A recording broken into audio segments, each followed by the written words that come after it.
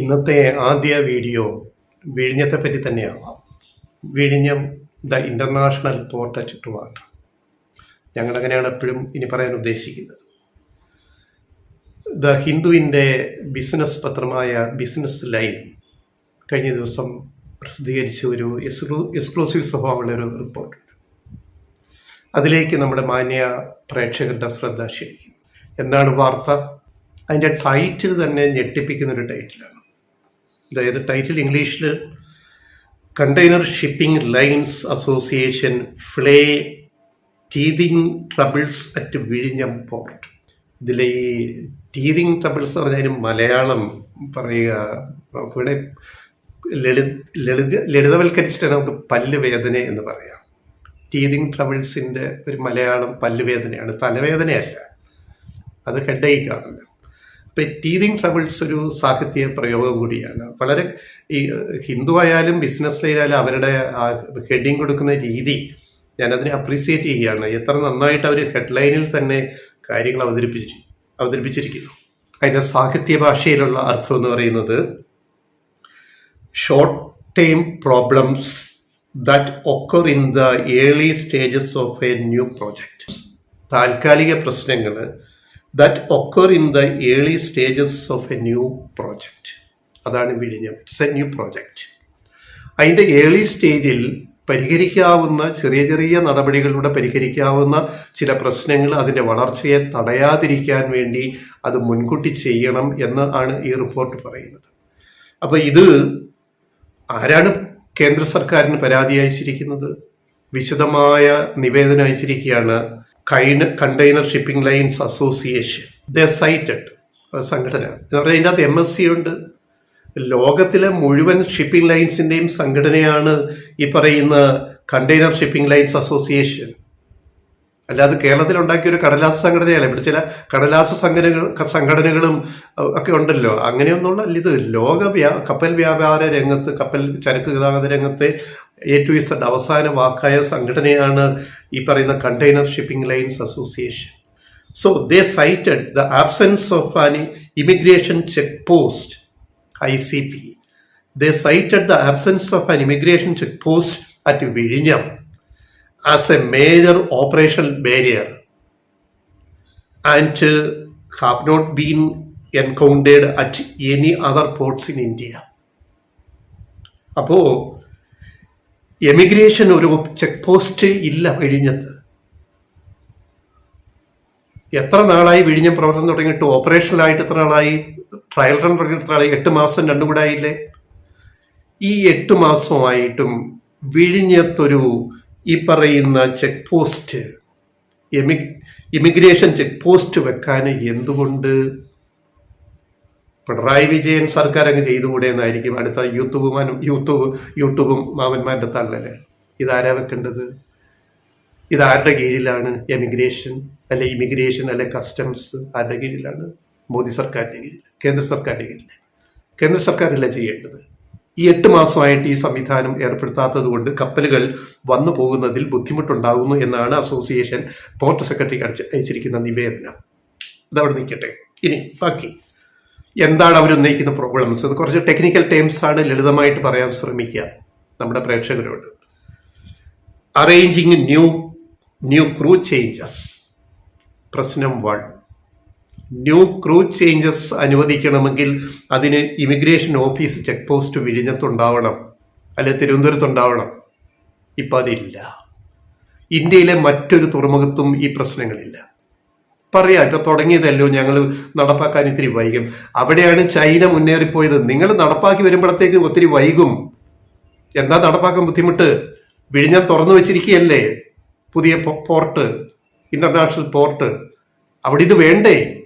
അടിയന്തിരമായിട്ട് യുദ്ധകാലാടിസ്ഥാനത്തിൽ ചെയ്യേണ്ട കാര്യമല്ലേ ഇത് കേന്ദ്ര സർക്കാർ?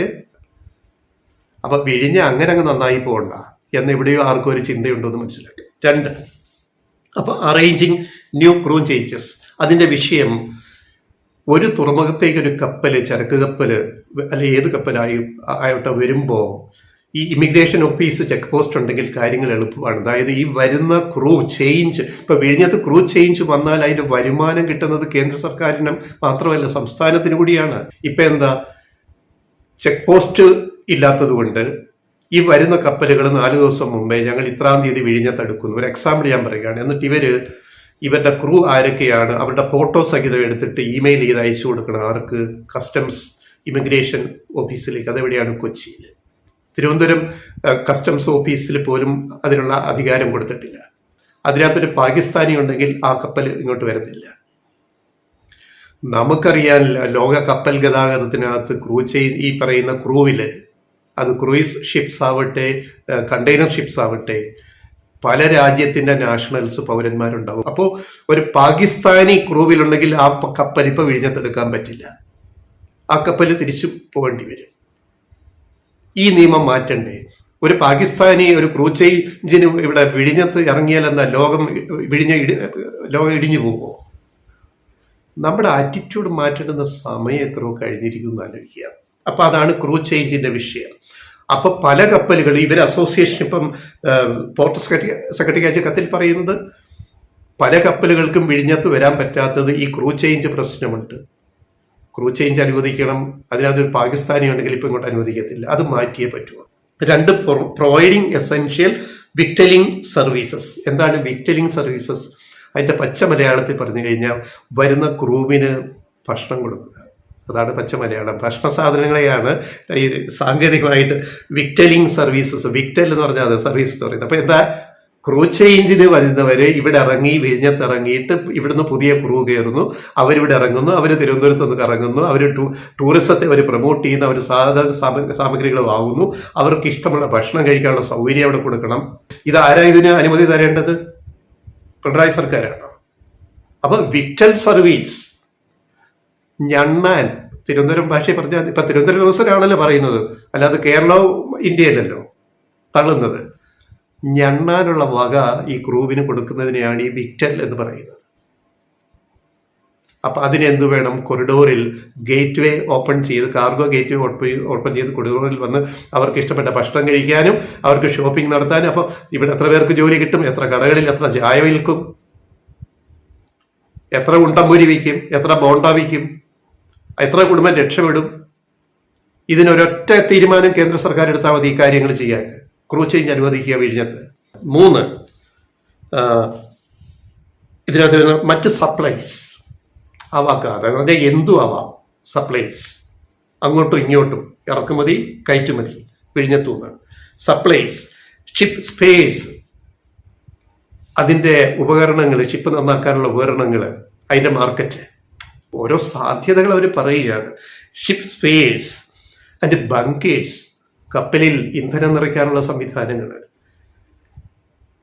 ഫോർ വെസൽസ്, വരുന്ന മദർഷിപ്പുകൾക്ക് അല്ലെങ്കിൽ ഫീഡർ ഷിപ്പുകൾക്ക് ഇന്ധനം നിറയ്ക്കാനുള്ള സൗകര്യങ്ങൾ. ഇതൊന്നും വിഴിഞ്ഞത്ത്, കോളിംഗ് അറ്റ് വിഴിഞ്ഞത്ത് വരുന്ന ഒരു കപ്പലിന് ഈ സർവീസസ് ഒന്നും ലഭിക്കുന്നില്ല. ഇത് മാറിയേ പറ്റുള്ളൂ. കാരണം ഇന്ത്യയിൽ ഒരു തുറമുഖത്തും ഈ പ്രശ്നമില്ല. അപ്പൊ ഇത് എന്താ പറയുന്നത്? Restricts local business growth and services. അവർ പറയുകയാണ് ഈ നിലപാട് ലോക്കൽ ബിസിനസ് ആൻഡ് സർവീസസിനെ, ഗ്രോത്തിനെ തടയുന്നു. റെസ്ട്രിക്ട്സ് ഇവിടുത്തെ കേരളത്തിന്റെ വികസനത്തെ തടയുകയാണ് ഈ കേന്ദ്രത്തിന്റെ ഈ നിലപാട്. ഇവിടെ കാർഗോ ചേഞ്ച് പോലും അനുവദിക്കാത്ത ഇമിഗ്രേഷൻ ഓഫീസ് ഇല്ലായ്മ, കസ്റ്റംസ് ഓഫീസ് ഇല്ലായ്മ, ഇപ്പൊ എല്ലാം കൊച്ചി വിളിച്ച് ഇമെയിൽ അയച്ചിട്ട് 4 ദിവസം മുമ്പേ എല്ലാം തീരുമാനിക്കണം എന്ന് പറയുന്ന അവസ്ഥയുണ്ടല്ലോ. ഒരു പാകിസ്ഥാനി ഉണ്ടെങ്കിൽ ആ കപ്പൽ വിഴിഞ്ഞ് തടുക്കാൻ പറ്റില്ല. ഇത് ആരാ മാറ്റേണ്ടത്? പിണറായി സർക്കാരാണോ? അപ്പൊ ഇത് ഫലത്തിൽ വിഴിഞ്ഞം തുറന്നു വെച്ചെങ്കിലും വിഴിഞ്ഞത്തിന്റെ വികസനത്തെ കൊണ്ട് കേരളത്തിന് ഒരു ഗുണവും വരാതിരിക്കാനുള്ള സർവ്വ കുതന്ത്രങ്ങളും ഉടായിപ്പും നടന്നുകൊണ്ടിരിക്കുകയാണ് കേന്ദ്രത്തിലെ. ഈ യാഥാർത്ഥ്യങ്ങൾ നമ്മൾ ഇതൊക്കെ മനസ്സിലാക്കിയിട്ടാണ് അവർ ഈ കത്ത് പോർട്ട് സെക്രട്ടറിക്ക് ഈ പറയുന്ന അസോസിയേഷൻ എഴുതിയിരിക്കുന്നത്. ഇപ്പൊ യാഥാർത്ഥ്യം എന്താണ്? വന്നിട്ട് തള്ളുന്നവർക്ക് ഇതെല്ലാം പറയാൻ എന്താ താല്പര്യമില്ലാത്തത്? ഈ മാധ്യമധർമ്മം എന്ന് പറഞ്ഞത് പ്രേക്ഷകരെ തെറ്റിദ്ധരിപ്പിക്കലല്ല, സത്യം അവരോട് വിളിച്ചു പറയുകയാണ് മാധ്യമധർമ്മം. Reality as news, what is news, അല്ലാതെ ന്യൂസ് മേക്കിംഗ് അല്ല, ഈ കുക്ക് ചെയ്ത് ന്യൂസ് ഉണ്ടാക്കലല്ല വേണ്ടത്.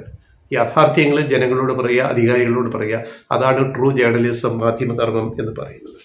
ഇപ്പൊ 8 മാസമായില്ലേ ഇതൊക്കെ തുടങ്ങിയിട്ട്. ഈ 8 മാസത്തിനകത്ത് ഇപ്പൊ 216 കപ്പലുകൾ വിഴിഞ്ഞത്ത് വന്നെടുക്കുന്നു.